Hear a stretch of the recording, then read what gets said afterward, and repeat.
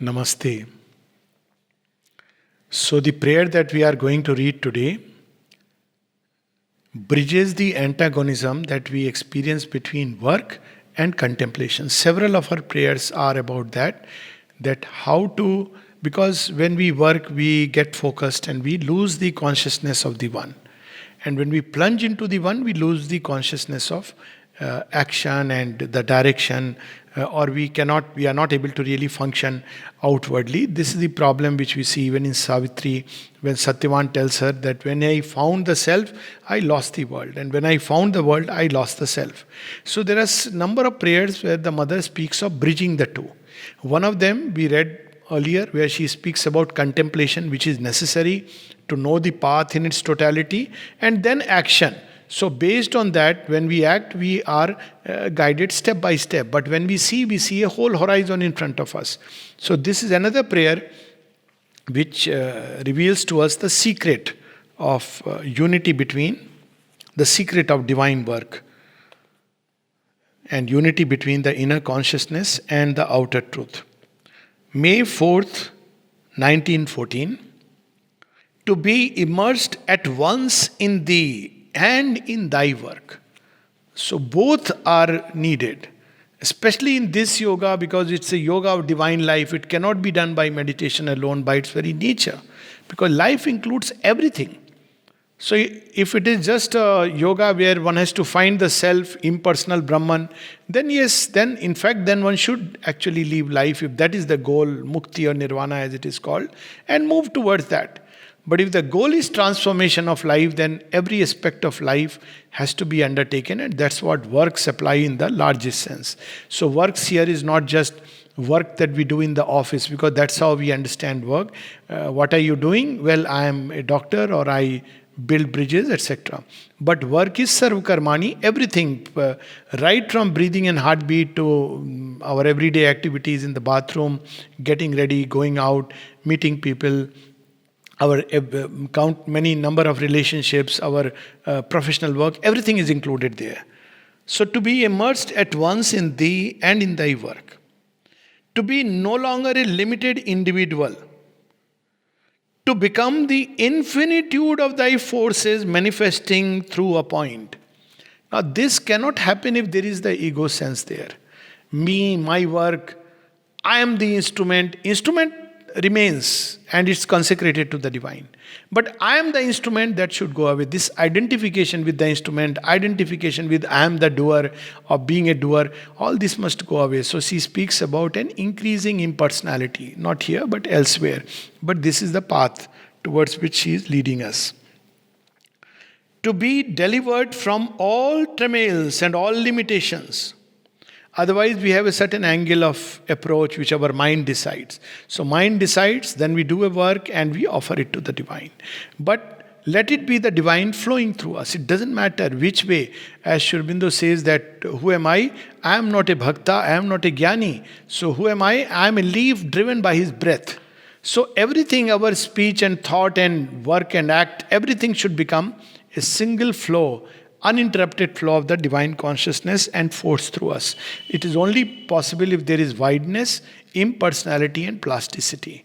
And of course the base of equanimity. Without equanimity it's not possible, because there will always be preferences and leaning on this side or the other. That is why we lose the consciousness of the one. To rise above all restricting thought. So this is where we have certain fixed, rigid ideas which come in the way of the flow of the divine consciousness through the mind. To act and be beyond the act. So we act for certain results. We act for praise. We act for rewards we may get from it. We act for success. We act for promotion. We act and feel puffed up within ourselves. So this is where we are acting under the ego. But when we are not acting for any of these things, but just letting the divine act through us, just pure and perfect channels, transmitting instruments, where we hold nothing of our forces to ourselves, both in the transmission and when things are received back, we don't hold it and say, oh, this is me, and start feeling egoistically happy about it.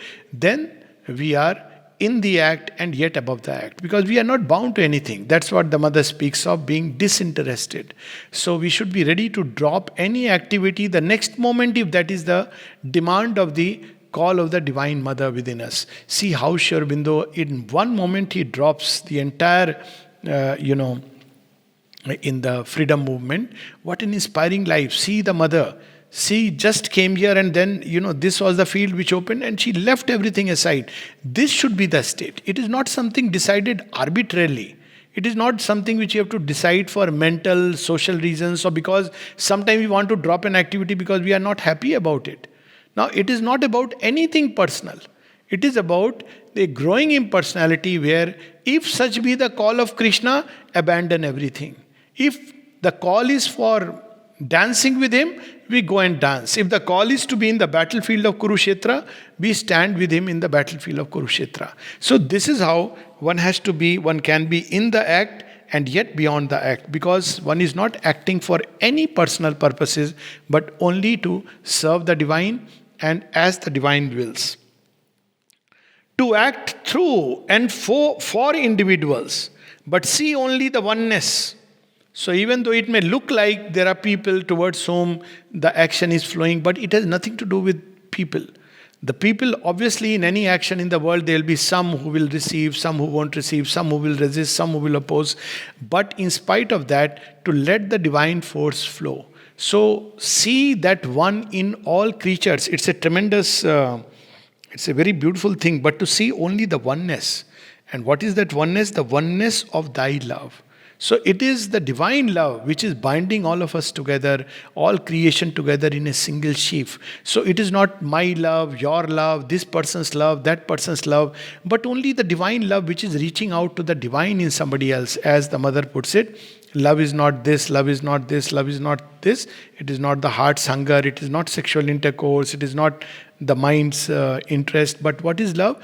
Love is a mighty vibration, and only the very strong can receive and manifest it. And what is this vibration about? It goes from the one and reaches to the same one in another. That is how the Leela of the one in multiplicity can take place. But we get attached to outward forms and personalities. So this is how it has to flow from one to the other, who is not really other. And Sri Aurobindo describes it very beautifully in a lovely passage in Ishavasya Upanishad, where he speaks about what is this love. And he says that love of Rama and Sita, of Ruru, of Savitri.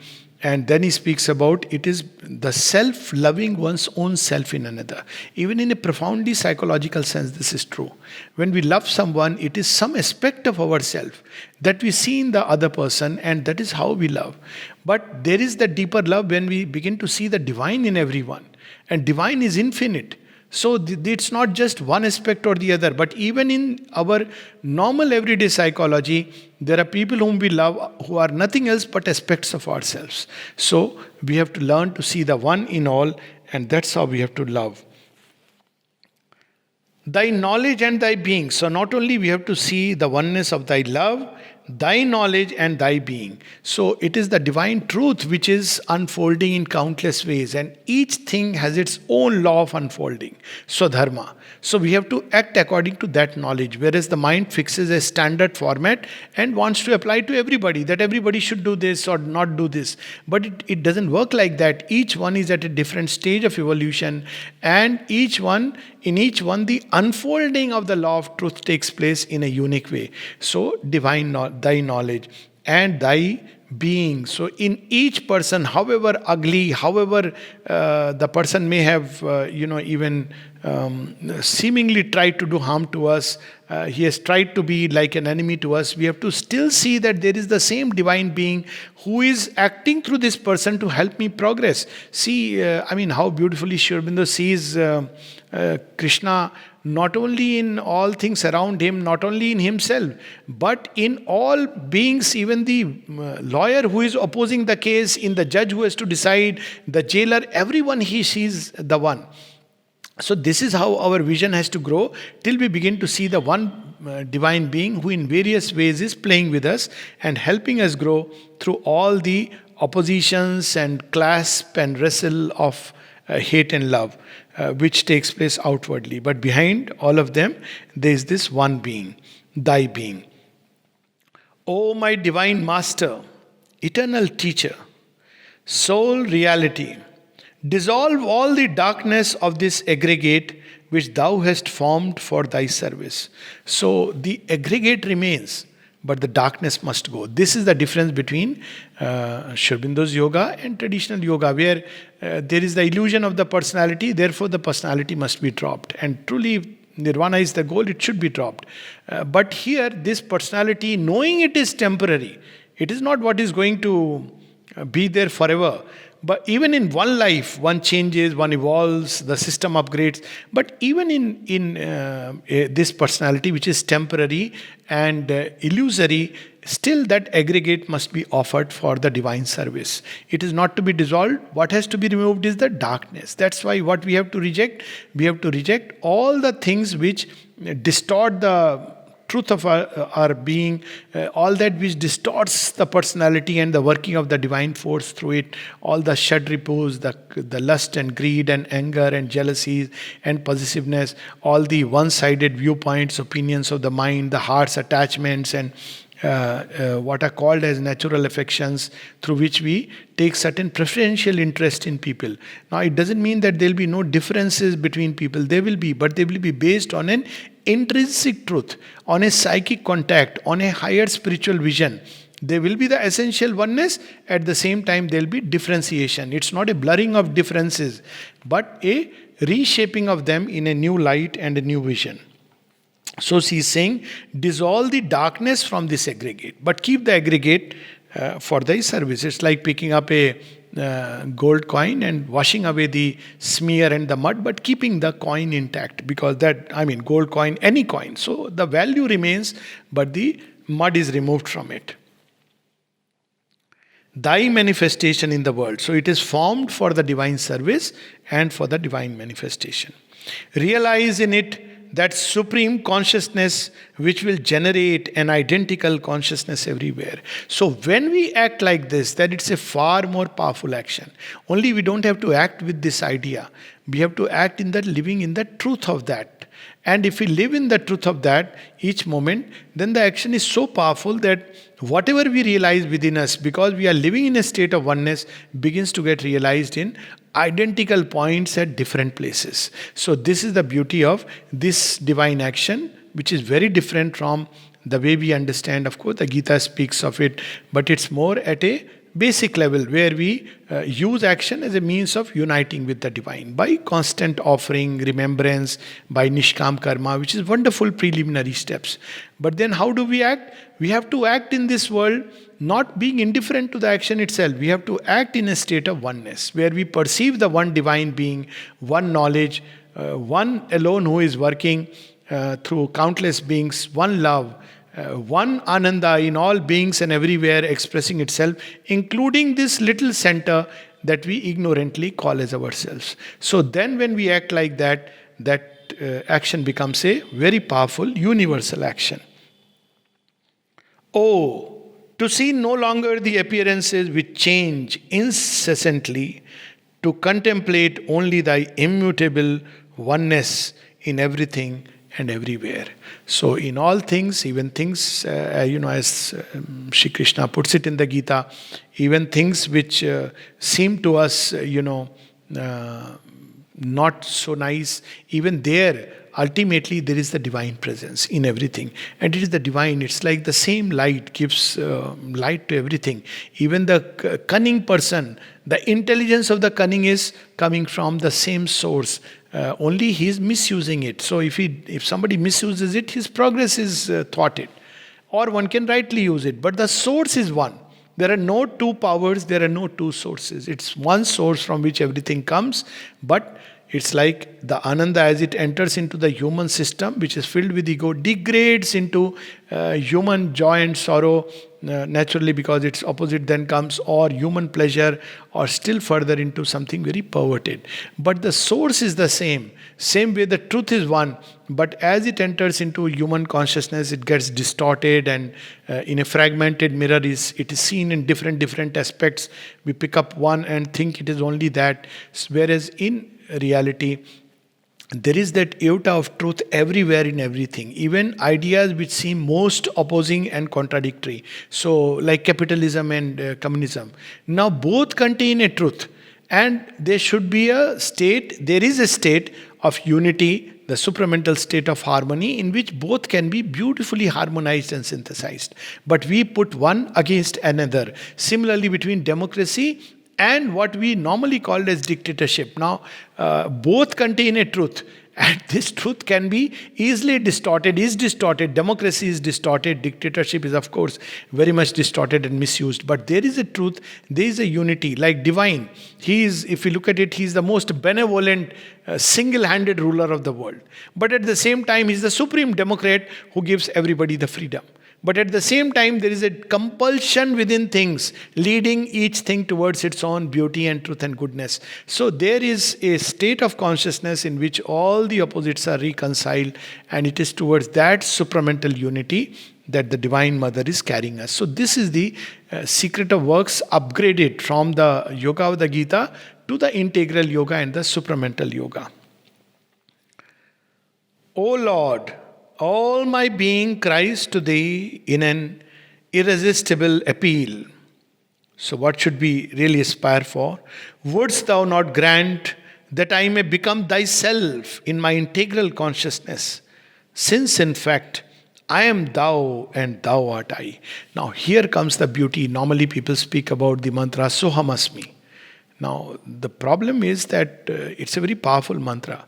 But the problem is that we can take this mantra in the mind can take it in a very one-sided way. First, we may identify with our limited, illusory personality, mind, life, and body, and say, this is me, like Ravana did. But this mantra must be complemented with another equally true thing, that all creatures are that. It's not only me who is Sohamasmi, I am that.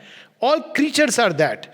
This realization must extend into all beings. Otherwise, we'll do the same error which some of the asuras have done. They picked up one aspect of the truth and it got completely distorted in manifestation. That's why she is speaking of integrally in the integral consciousness. O Lord, all my being cries to thee in an irresistible appeal. Wouldst thou not grant that I may become thyself in my integral consciousness, since in fact I am thou and thou art I. Both the mantras, I am thou and thou art I, Sohamasmi, she has put it in this beautiful double way. So she is not simply saying Sohamasmi. Sohamasmi is I am he. But she is also saying thou art me, you have become this. So there is this double sense which makes it even more powerful and even more complete. So when you have become this, everything within my consciousness must become thyself. So we read this profound prayer again, May 4th, 1914. To be immersed at once in thee and in thy work, to be no longer a limited individual, to become the infinitude of thy forces manifesting through a point. This is the truth of our nature, we don't know it. To be delivered from all travails and all limitations. That means the distorting influences of the ego. To rise above all restricting thought. To act and be beyond the act. To act through and for individuals, but see only the oneness of thy love, thy knowledge, and thy being. O my divine Master, eternal teacher, sole reality, dissolve all the darkness of this aggregate which thou hast formed for thy service. thy manifestation in the world.